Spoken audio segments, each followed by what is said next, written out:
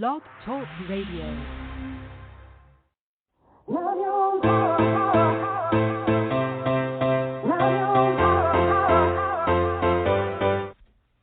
Chatting with Nat is a podcast for independent women seeking to speak their truth and to break down barriers.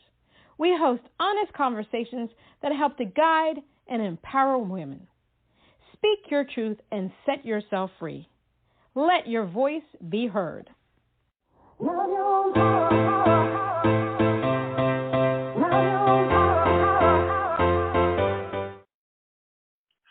it's Natalie Jean. It's Natalie Jean. Yes, it's Chatting with Nat. And today we have Jaimee from the band Crooked Forest. Taking influence from rock outfits like Blink-182, Jimmy Eat World, and Treble Charger, Crooked Forest is the independent project of multi-instrumentalist and music producer Jaimee Jakobczak from Woodbridge, Ontario. Self-produced and home-recorded, it's melodic, it's aggressive, and it's unapologetically honest as it tackles issues of society at large with the snappy quips and crunchy guitars in a whole, no-holds-barred DIY fashion. Let's give her a round of applause.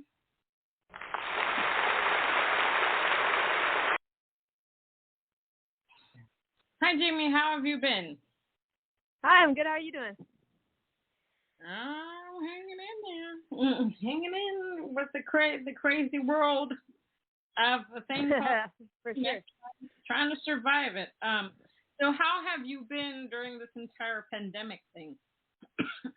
I've been doing, I have to imagine, better than most is the way I try to look at it, because I look at what everyone else is kind of going through, and I, count my own blessings, so to speak, despite everything going on. But it's been a crazy time. Like, it's definitely not something I ever expected to experience in my lifetime, and really has thrown a big wrench, I think, into everybody's life.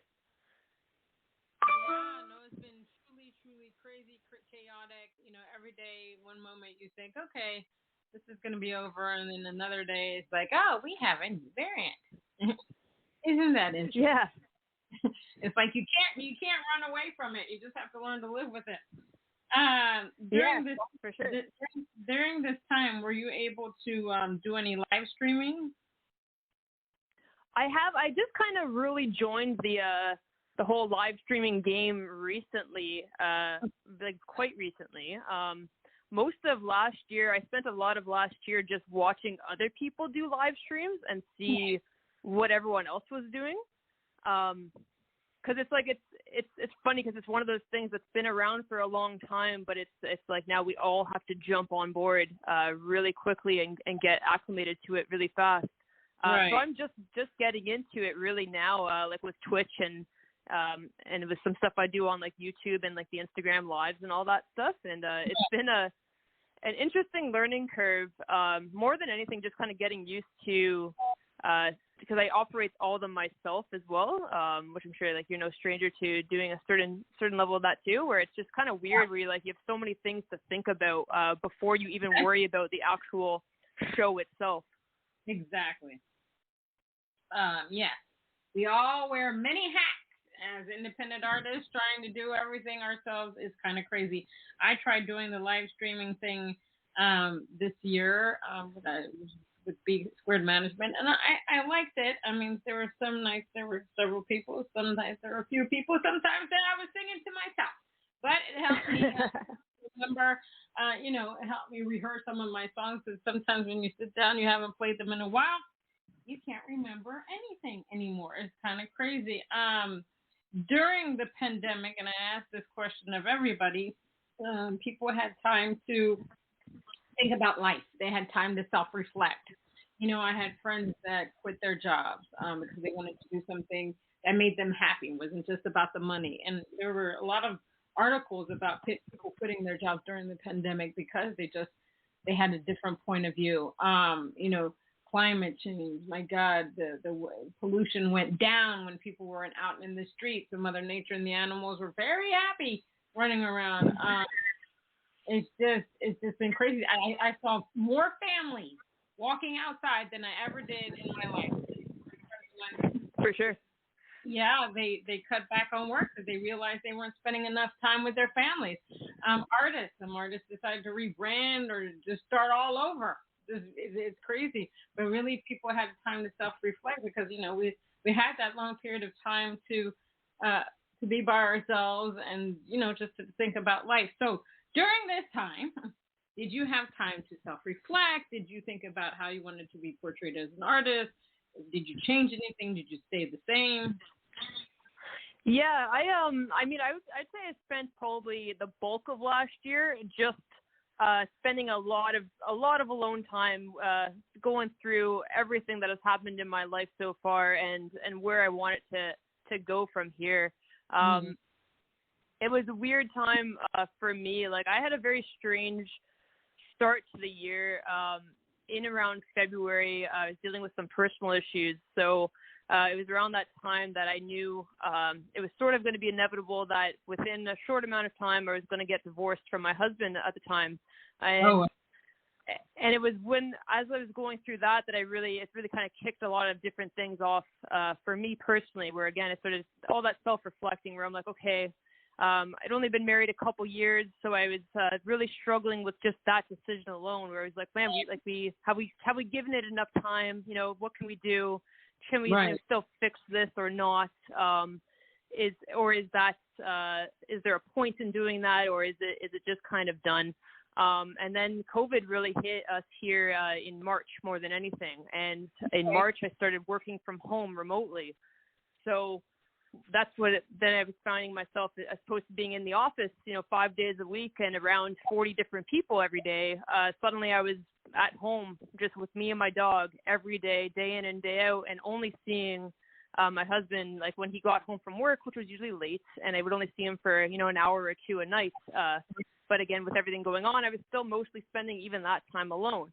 So it was a weird, massive like shift in my entire life, just being home all the time. And then of course, like, we were not encouraged to go out at all, but I was going for more walks. I was spending more time with the dog. So all those felt positive.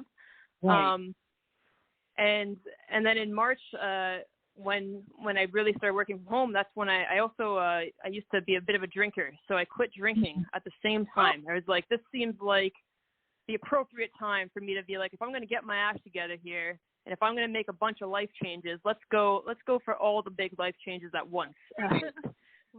Which I don't know if that's the best way to go about it, but it was the way I decided to go about it.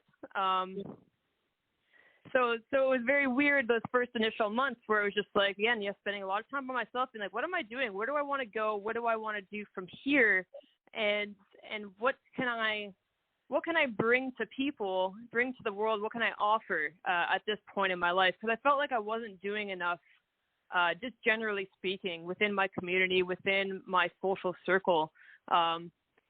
And I wanted to have more conversations, and it seemed like the right time to do that. But what I also found with COVID, and I don't know if you can relate to this, is with COVID going on, where you'd think people had a bit more time to be communicating with each other and communication might be a little easier, it actually got a lot harder.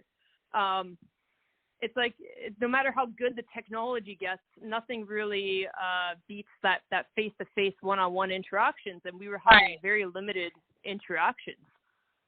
That's so very it was true.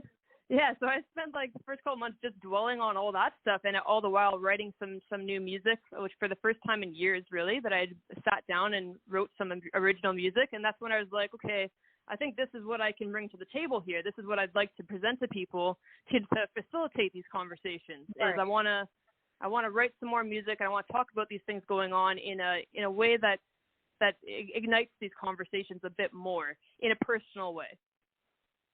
Yeah, I mean, boy, you had a lot to think about. Yeah, I agree with you. One of the things that I've learned within the pandemic is that people need physical touch, whether you're touching somebody's hand, arm, or you're hugging somebody. I was lucky. I was with my mom and my uncle, but I think I felt bad for people that were extroverts and really needed all of that attention. It's just wild and crazy about things that everybody's gone through during this whole pandemic thing. It's eye-opening. And yeah, even having the Zooms and the Google Meets and the Hangouts and all that stuff, it still doesn't represent the same feeling of when you're actually in a room with somebody else.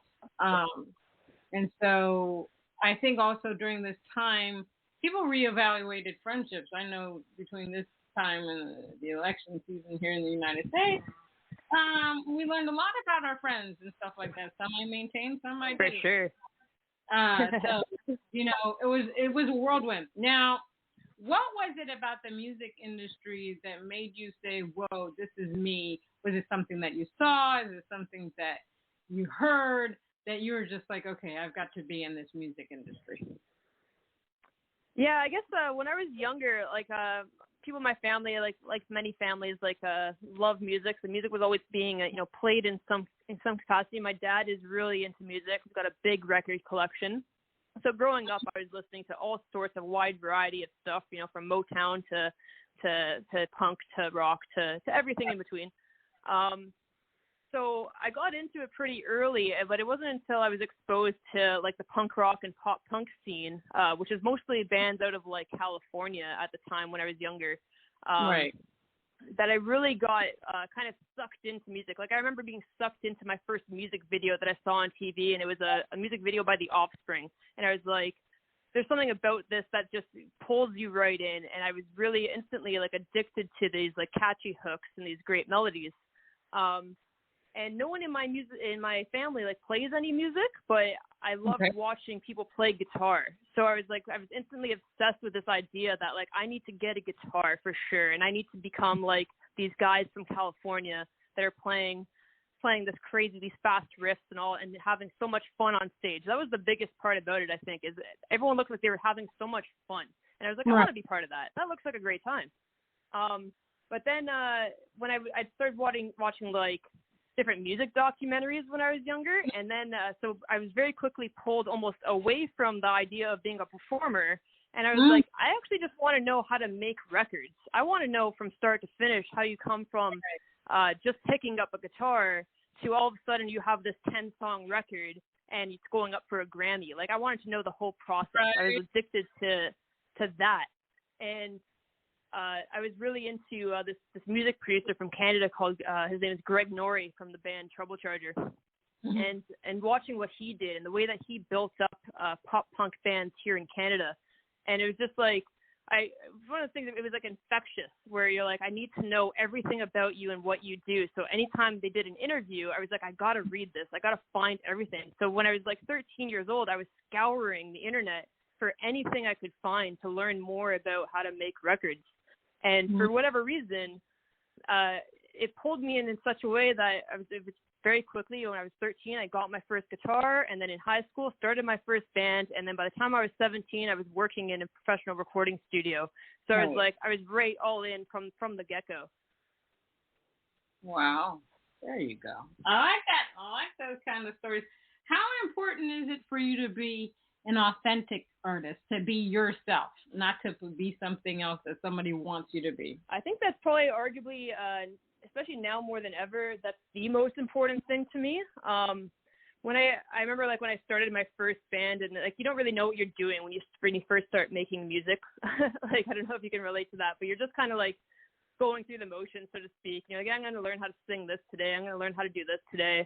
And you end up emulating things by the artists that you're practicing things from, and not really giving any conscious thought to what that means. Like, who am I as an artist? Like, what does that even mean? So like last year, again, I spent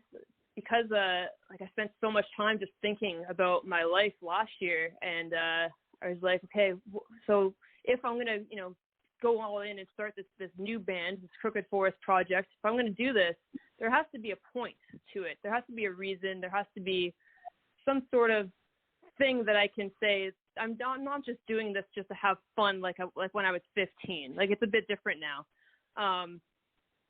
So it's actually the most important thing to me to be as open and honest with anybody listening to what I'm doing, because that's the whole reason I write anything at all. Like, if I'm not sharing a personal story, there's really no basis for me to be singing a song. Like, even when I choose if I'm covering a song from another band, I'm doing it because it's coming from a place of, I really admire this group. I really love this group on some level, or this song for whatever reason. And I have a story to go along with it. And I don't understand really other artists that just are like if they don't have a reason for doing it per se, where it's just like, oh, my label wants me to cover this song. Okay. I'm like, what's the point then? Like, I don't really get it. Neither do I. Yeah, but everybody's in the music industry for some different reasons. Some people, they want the fame, they want the money. It's not even about, telling a story or helping other people, which, I think is pretty sad, but to each his own. Yeah, it is sad. I mean, I really think it is, because it's like, and the whole reason, not to be like some sort of gatekeeper of music or art in any way, but it's like, the whole reason that art and music exists is to bring people together on some level, and to say that I'm doing it just to get famous is such a selfish way of thinking about your own life. It's almost sadder to me that someone would spend the time doing something like that for just that reason. Like, there's got to be something bigger than even that, right? Yeah. No, I completely agree with you. Now, how did you come up with the band name Crooked Forest? It's actually a real place that exists that I only learned about early last year, funnily enough. It's actually a real forest that exists in like the northern part of Poland, and I'm Polish Canadian. I've never been to Poland, but because of obviously I have a certain connection with the country, and when I found out about this place, I just found it very interesting. It's the only place in the world like it, where the trees have been. It's kind of a lame story, but the trees have been have grown in such a way that they are shaped like hooks, and they kind of look like J's. And it's just a small circle of pine trees that have grown in this way in Poland, and there's no real rhyme or reason as to why it happens. Right. And so it's a bit of a mystery. It could just be global warming, could just be a weathering and what have you. But I just found it a very, very interesting little story about this random forest in the middle of Poland. I like it. It's very, very, very, very unique. Very unique. So what is your writing process like, and how do you deal with writer's block if you get it? I know for myself, I just throw words on a sheet of paper, or yes, I still do sheet of paper, or the screen, and I start out with the chorus, and then I go from there. So what is your process like? My process is it's a little messy, but generally speaking, I kind of I almost always start with my general idea or a line or whatever is the main source of inspiration of that day, and I usually just run with the idea until I have like a full page down in some level. And it may or may not have choruses. It may or may not have bridges or anything like that. They usually read mostly like poems or just like general prose or whatever right. Before I do anything with them. I never really start writing from my instruments. I always start with the words. Yeah, and I don't know, and I just kind of go from there, and it's usually just as I'm writing something that I'm like, I might say, oh, I kind of like this line, so I'm going to repeat it, and then that might become a chorus just because I happen to like that line. All right, I like that. Now I'm going to play your song, Still Catching Up. Tell us what that's about. Yeah, Still Catching Up is just, it's kind of about people in general, something I was reflecting on a lot over the last couple years, really. People who have their own ideas about the way you should be living your life, the way you should go about doing things. It's like when you're a kid and people are like, okay, well, now that you're done high school, you definitely have to go to university. You definitely have to go to college. And right. It's about like, maybe that's not right for you. And maybe it's okay that you take time to figure out what is right for you, because everyone seems to think that they know the best way to do things, and I don't think they do. Nope, they definitely don't. I like it. Let's play it.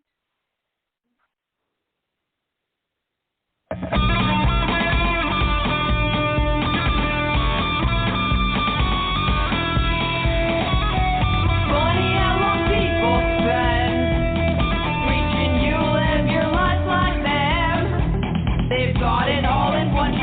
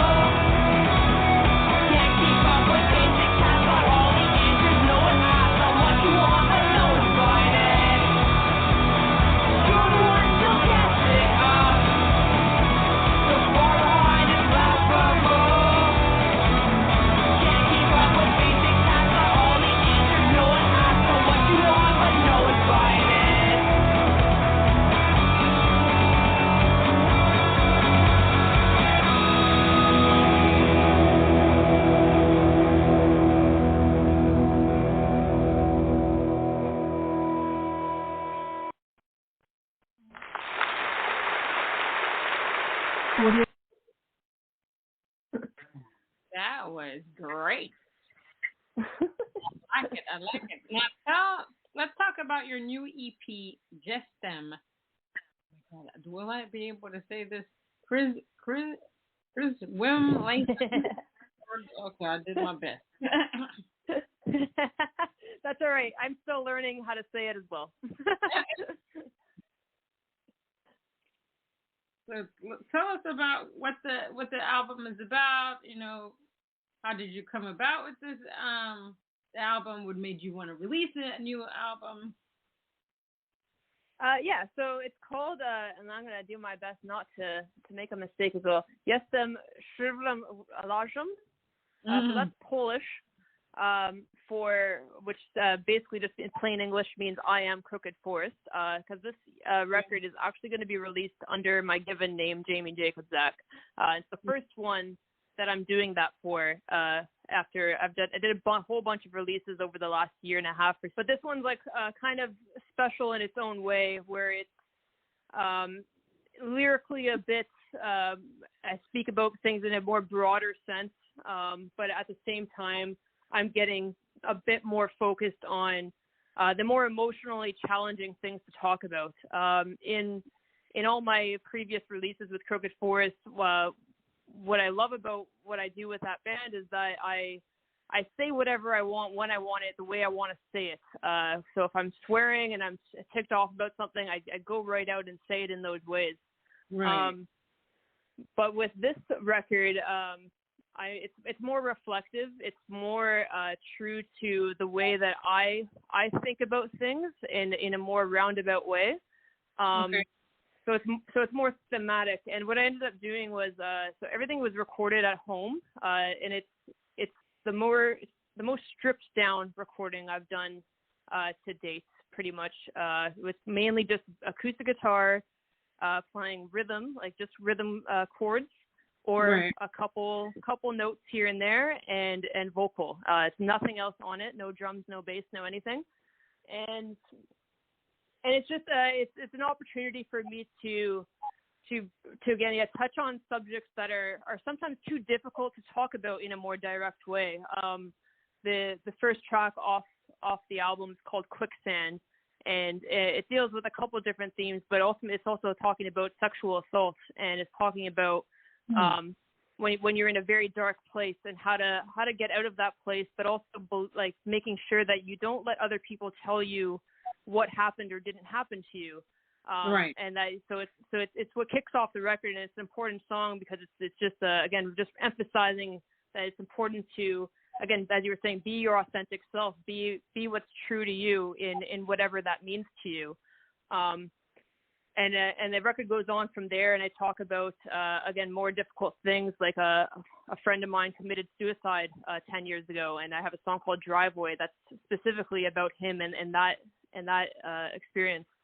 And again, these things are very challenging in a lot of ways to just talk about, to say in plain English what happened. And so I try to it's not say that they're coded in some way, but they're just talked about in a more broad manner to make it more accessible for more people, so that people that are otherwise might be nervous or embarrassed to talk about these similar things know that it's okay to do it, and you can find the right way for you to do that. Yeah, well, that's very good, because we need that. We need people, artists that try to get people to be themselves and not to try to be anything but themselves, and to be real, their authentic self. I love For that. sure. So you also have a music video for a song Without You, and you said you shot that on your iPhone. Yeah. I was living in Barrie for a couple months, which is a town just north of where I am now here in Ontario. And Barrie was another interesting experience for me this year, because, again, it gave me a lot of opportunity to reflect on things that I otherwise had not given the time to, that I probably should have given the time to a few years ago.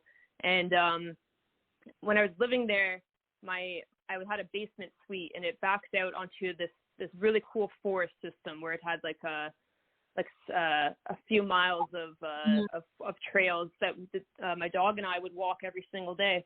And it was great because it was very peaceful, very relaxing to be able to do that and to be able to get into the forest like within a minute of exiting your house. Because it's something I really enjoy doing. But the other part about that is when I was living in Barrie, I used to have a friend named Dominic, and he was from Barrie, and he passed away in Barrie just a couple years ago when he was 27 years old.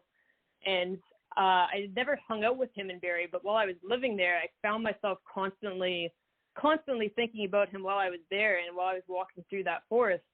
So Without You is really about loss and grief.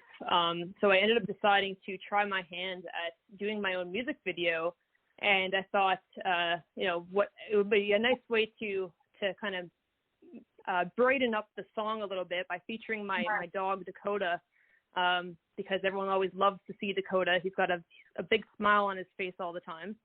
And so I shot the video just in that forest that we would walk every day. And just did it on my iPhone and spliced it together really easily on iMovie. I'd never done that before, just to see if I could do it. And I think it turned out pretty well. Awesome. I love that. I mean, yeah, we don't always have to pay people thousands of dollars to do music videos. We can do it ourselves. I tried that myself. This woman, she knew how to do videos, but she would incorporate like other videos inside the video. But I just sent her a video of me doing something, and she was able to incorporate that. So kudos to you. I mean, yeah, anyone can save money as well. And then, I mean, depending on which iPhone you have, my gosh, it can come out even better than if you hired somebody to create the music video for you. So that's fantastic. Yeah, it's amazing. Yeah, the technology's come a long way. It's I do almost so many things on my phone itself now, and I find when I try to go out of the box and use like a digital camera or something instead, it ends up being like a major hassle. So I end up going back to the iPhone like every time. Exactly. Oh my goodness. Now, what do you love about being an artist? I mean, I think more than anything, it's really important to me, and it's nice to have a creative outlet, just some place to safely unpack things you're going through and do it in a way that is able to bring you some sort of joy, especially if you're dealing with issues that are a little difficult or a little frustrating at times. Kind of the nicest part about it for me, and what has continued to bring me back to it, like after so many years. Right. All right, we're going to play your song "Wasted Time." Tell us what that's about. Wasted Time kind of is a bit of a commentary on how I spent the whole last year, like releasing at least something obscene over the last year or so, like 30 plus songs, original songs, while I was, holed up at home by myself and stuff. So Wasted Time is kind of just, it ends with talking about maybe all of this is just a big giant waste of time. And, I might not be able to do this forever because, I'll have to get back to some sense of normal life again and go back into working in an office maybe at some point. But right now, let's just continue wasting some time. All righty, let's play.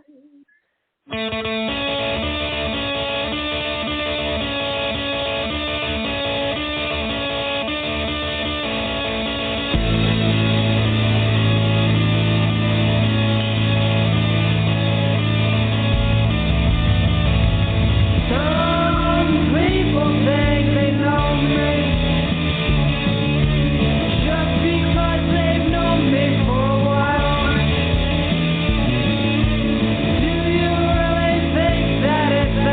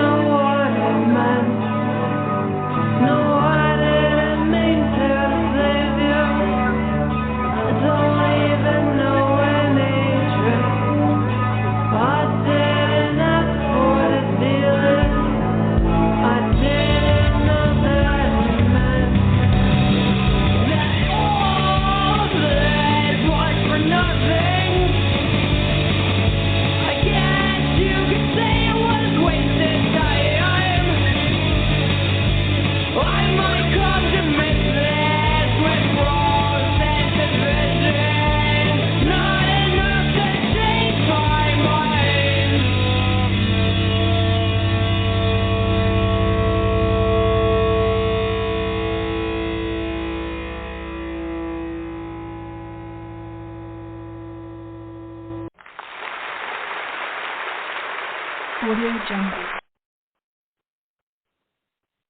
Fantastic. Thank you.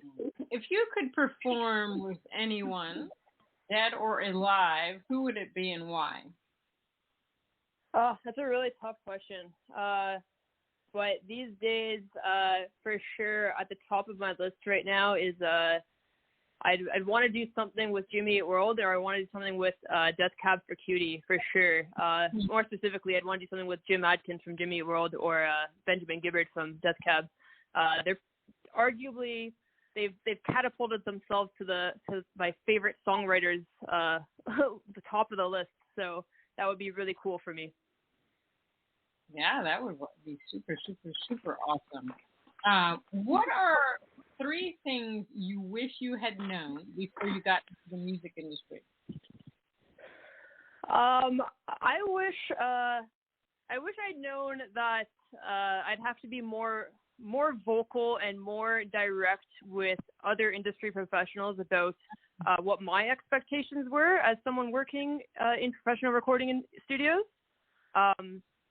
I found that, like, when I first started, like, I knew so little about the industry, and I was just trying not to step on any toes that for too many years, I feel like people kind of, they take advantage of people that don't know any better in the industry. And I wish that I had known a bit more about that so that I could protect myself a little bit better.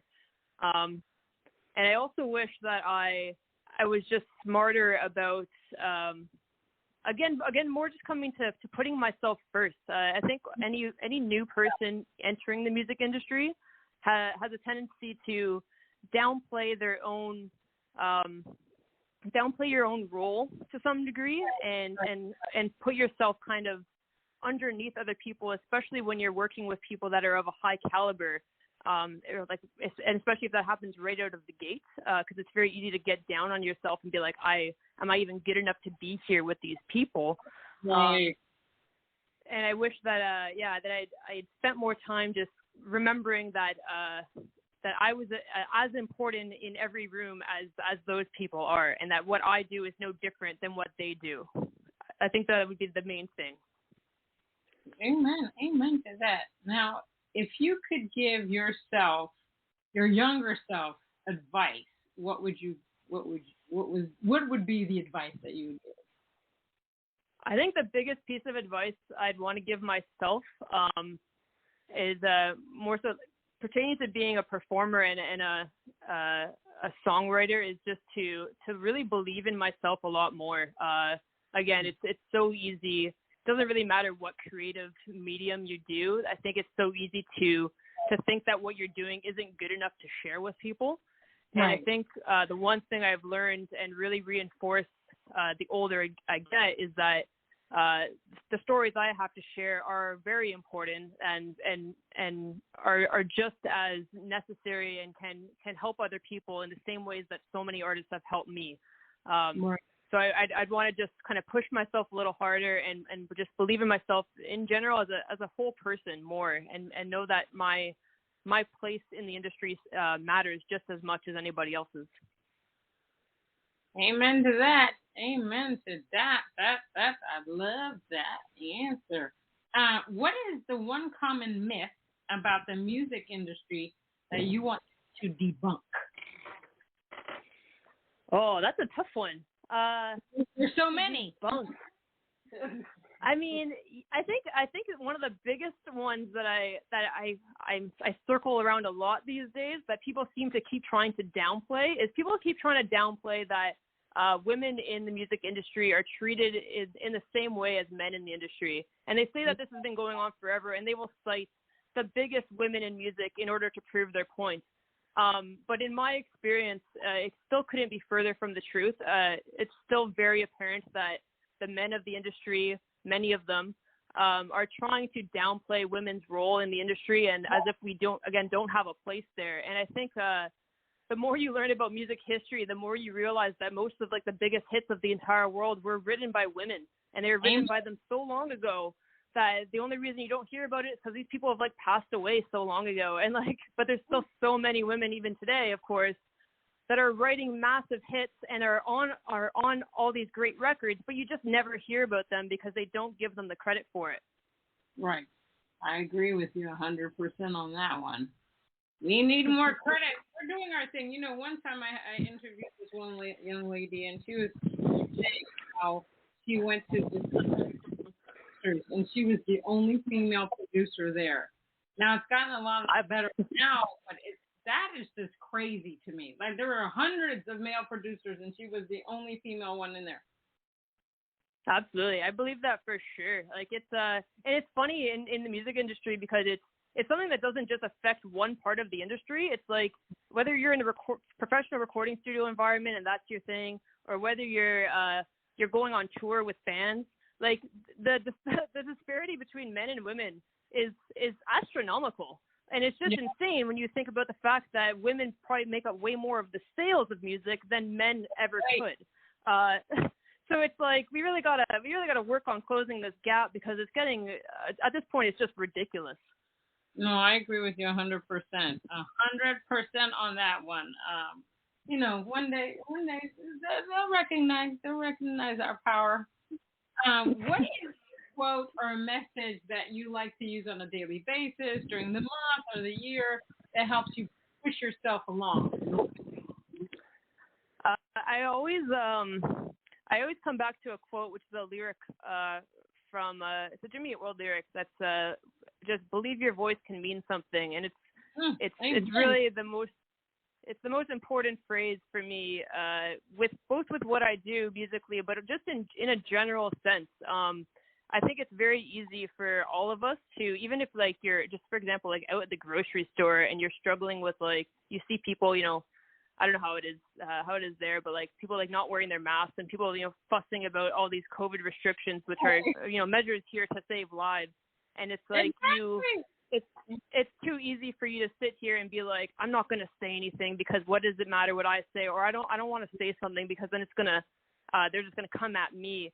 And I think it's really important to remember that like your voice and what you say can be the one thing that changes something for someone else, or it literally in this case saves a life. So it's important that you use it. Amen to that. I love what you just said here. Believe your voice can mean something. That should be given to everybody in this world. You know, I agree. I was interviewing this young girl. She was 13, and you know, she says, I thought about herself and being authentic. She said, well, you know, people have a certain view on the internet about how you're supposed to look, and the girl was cute. She was pretty. I said, my God, you're pretty, and she has an amazing voice. And I was like, you can't look at that internet stuff anymore because the world is changing. You know, what people perceive as beauty is totally different, you know, and not everybody has the correct vision when they're talking about beauty anyway. And there's always inner beauty projects out the outer beauty and stuff like that. And I'm just like, you got to do you. You got to believe in you. When every time you wake up in the morning, you look at yourself, just know that you are doing something great and that you are great. And, you know, if you have naysayers in your life, poo-poo on them. All right? Absolutely. For sure. There's just tell us that you're doing your thing. No, I love what you said there. Well, Jaimee, thank you so much for being on Chatting with Nat. I really appreciate you coming on. It was truly an honor to get to know you. You're amazing. You're awe-inspiring. You're authentic. That's what I love most. The authenticity of you and your band, The Crooked Forest. Thanks very much for having me. It was great talking to you. Oh, it was truly my honor. I'm going to continue to follow you, and then hopefully one day we'll be able to do a Instagram Live. I think that'll be a lot of fun. Oh, for sure. Yeah, that'd be great. All right, everyone. That was the band Crooked Forest. That was Jaimee Jakobczak. And she's awesome. You can find her website at www.crookedforest.ca, or you can just Google her because she's on Instagram, Facebook, and Twitter. Until next time on Chatting with Nat.